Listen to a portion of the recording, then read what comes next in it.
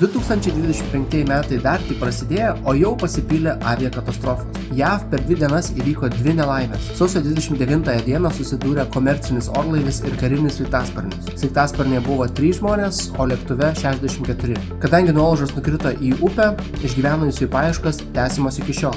Jau rasta virš 40 kūnų ir viltis, kad dar yra išgyvenusių, praktiškai nebeegzistuoja.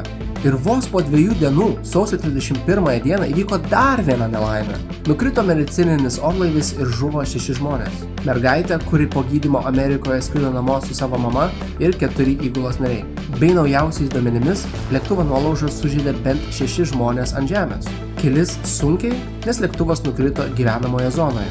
Net nespėjome įeiti į antrą šių metų mėnesį, o jau tiek mirčių aviacijoje. Belieka tikėtis, kad šie metai neaplenks praeitų metų. Net 24 metai laikomi kaip mirtingiausi metai aviacijoje nuo 2018 metų. Praeitais metais komerciniuose skrydžiuose žuvo 318 žmonių.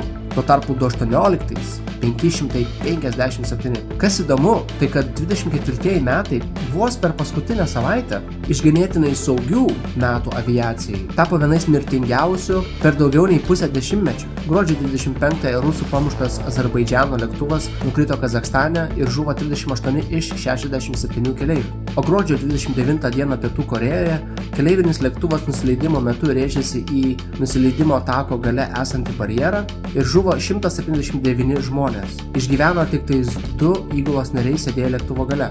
Ir čia tik garsiausiai nuskambėjusios nelaimės gruodžio mėnesį, nes jų buvo dar bent 5, tik jas turėjo mažiau žuvusiųjų ir buvo mažiau nuskambėjusios žiniasklaidoje. Beje, juk dar visai šviežiai mums atmintyje yra išlikusi mums visai artima nelaimė, kai lapkričio 25 Vilniuje sudužo DHL lėktuvas, kur žuvo pilotas ir buvo sužeisti 3 įgulos nariai.